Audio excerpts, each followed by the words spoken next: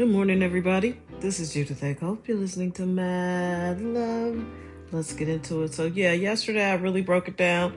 The trip was great. It was beautiful in a lot of ways, but I'm telling you, we put the ashes in the ocean during the perfect storm. I don't know.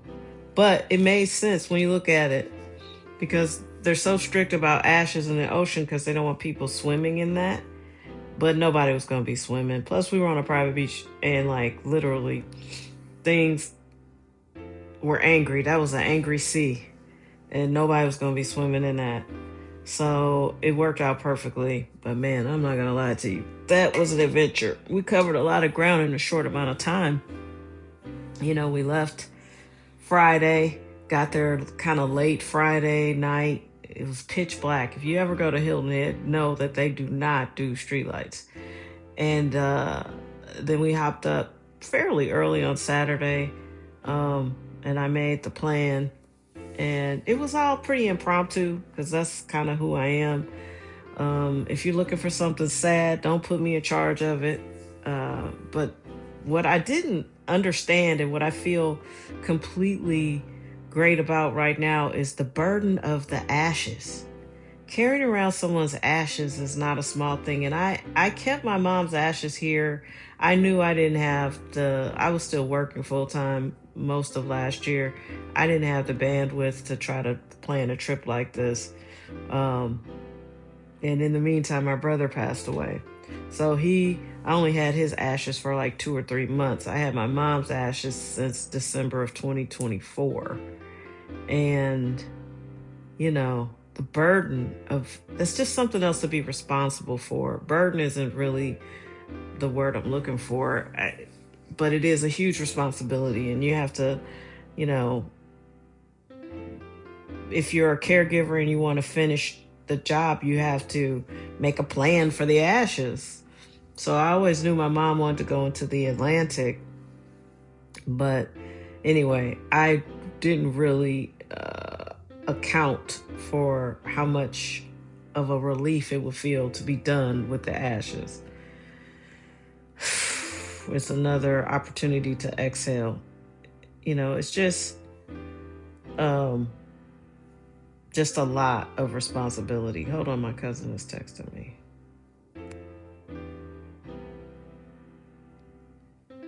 Hold on, I'm texting her back.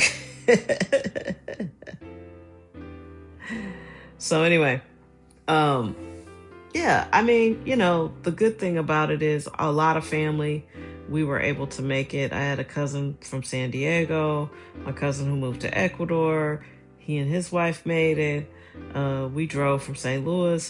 There was a faction of us from St. Louis. One of my brother's best friends since high school, he flew in from Philly.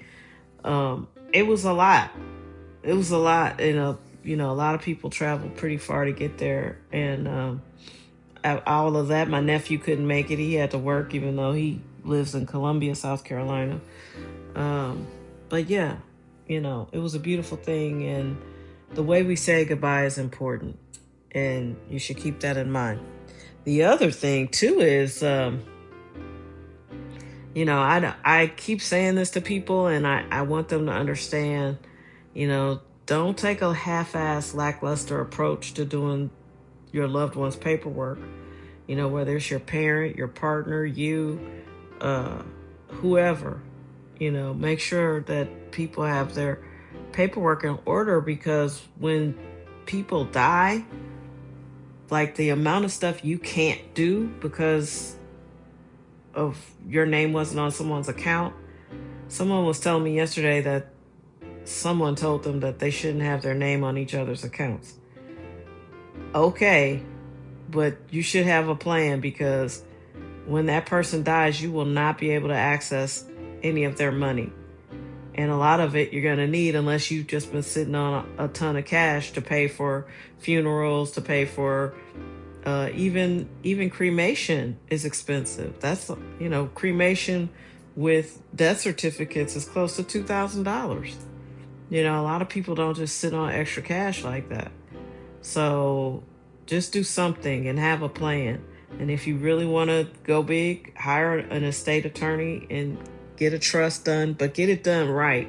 because every state is different, and the rules are different. Now, I've been fortunate because both of my relatives worked for the United States government. The Fed, they have a very clear path to beneficiaries. Um, but, a lot of places don't. And you're just out here like Inspector Gadget trying to find all these buckets of money, all these policies. It's a lot, and it's not easy to put all of that stuff into a trust, because then you have to contact each place and make sure they have on record that it's going into a trust. It's not super simple, and everybody who hasn't done it has all these ideas about what you should do. But if you haven't really done it, it's a rude awakening. And you also have to pay attention to what state the person lives in, not your state. So it's not something to take lightly. And mistakes, I have a cousin who's trying to get her mother's life insurance, but apparently somebody misspelled her name. So now she has to go through all this rigmarole trying to get the money and prove that she's the person, even though the name was misspelled. Little things like that. I mean, I'm telling you, it's a lot. It's a lot. It's a lot. And, everybody's glib about it until they actually have to do it. So you take advice from whoever you want to take advice from. But if you haven't done it and you don't know, you think you might be an expert about it, but just dot all the I's and cross all the T's. Because rushing because you think you know is going to potentially be a problem. Because if you forget to transfer one thing into the trust, then you got to go to probate court. What's probate? Yes, that's how it is in Missouri. If it's related to a bank isn't going to release anything to you. You're gonna be in probate court. So, like I said, don't take it lightly. If you've got money, go ahead and hire an estate attorney, and they'll walk you through all of it. It's probably going to cost you about $5,000, but it'll be worth it, because the amount of stuff you have to figure out after they die. And like I said, I was very fortunate. My mom didn't work for a big corporation. My brother didn't they work for the Fed. So they have rules, and they have hundreds upon thousands of people that they have to do this for every day. So it really, really works out. But yeah, anyway, that's something that I think is important.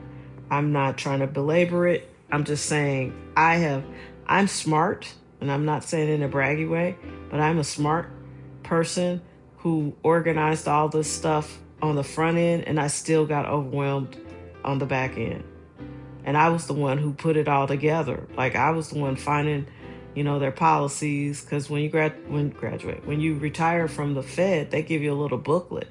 I was the one that was coordinating all the little booklets and all the forms, and contacting the government to let them know the person has passed away. And I still got overwhelmed, because it's like all these little buckets of money everywhere. It's no joke. It really is not a joke. And you're going to be exhausted and tired, and you love that person. But, they could have their affairs in order, and still you can be like having to call these places. And when you work full time, who has time for this? You know what I mean? So anyway, that's just my 2 cents. If you have people that you want to provide for, get your life insurance policy squared away. Get everything squared away. It's a lot of work on this end, but it'll save your loved ones a ton of time and energy if and when something happens to you. That's all I'm suggesting. Just handle your business. And again, this is not because I'm bossing people around. I actually have just been through this. The last several years of my life have been dedicated to helping people get their affairs in order. And, my mom wasn't interested. Her whole idea was just like, whatever you don't want, just let the bank have it. No, that's not how we're going to do things. But yeah, I slept a lot yesterday. I slept most of the day and the night. I was tired, but I would wake up and I'd watch things. And one of the things I watched was the Murdoch family on Netflix. There's a Rupert Murdoch documentary. This man created his family to basically be Game of Thrones. He has pitted his children against each other to succeed him in the business that he never plans to give up. He's 95.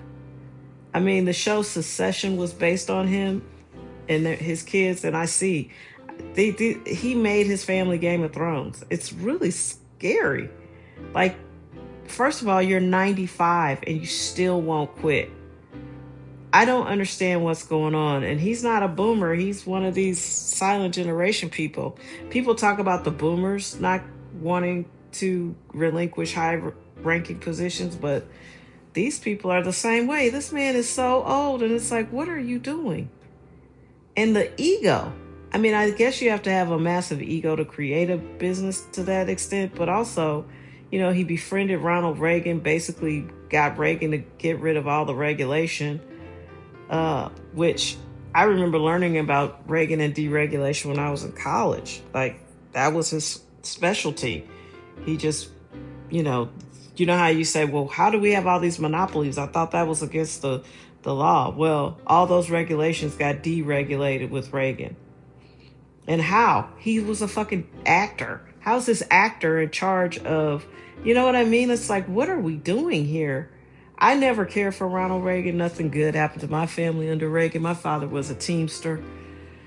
I think one of Ronald Reagan's first acts was to fire all the air traffic controllers and break that union. So yeah, I don't know.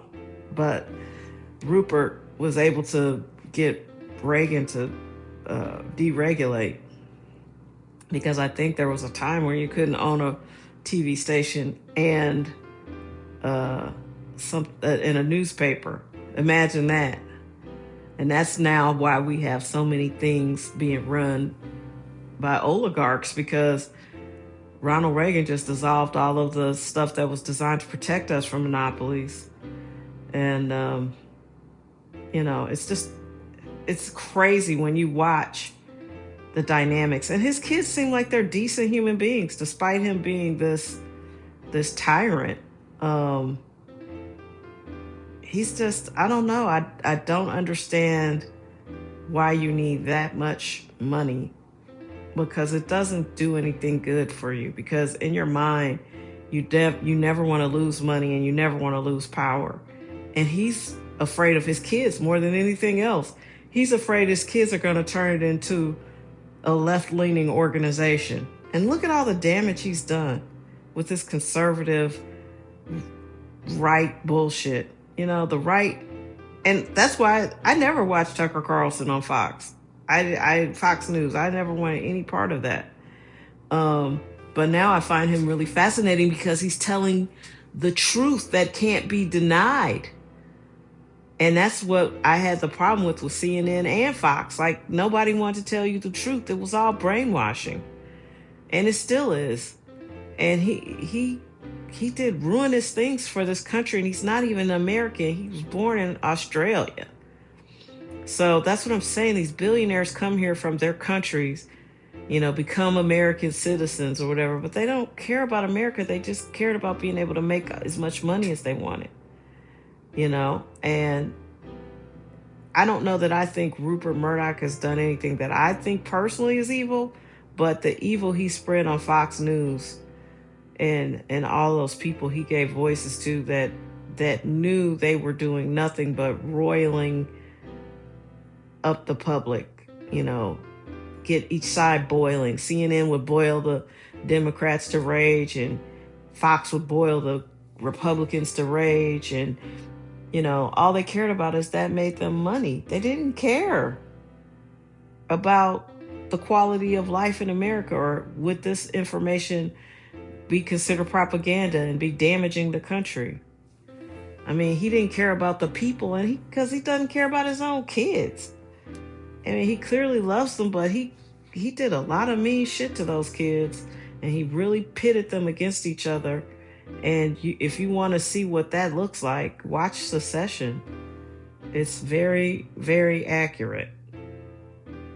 So that's all I got for you today. Take care of yourselves. If there's paperwork to be done, get it done.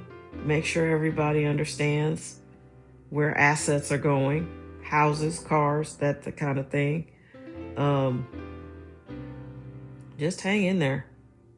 Hang in there. It's going to be difficult and challenging. We are entering difficult and challenging times, but we were raised for such a time as this. And I believe that there are a lot of evil people in the world, but I think there are a lot of good people in the world too. So just try to focus on your life and the quality of your days, because you could watch TV and see all this horrendous shit in the world and it could really bring you down.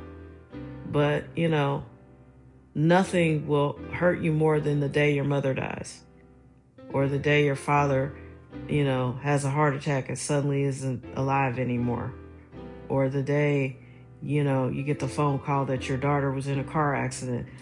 Don't forget what's important. Your health, your family, your life is your wealth. And focus on that. And focus on having good days back to back. And doing something today that you couldn't do yesterday. Build on something. Yeah, that's why I created the Daily Drill. Build on something every day. Take care. Thanks for listening. Love you.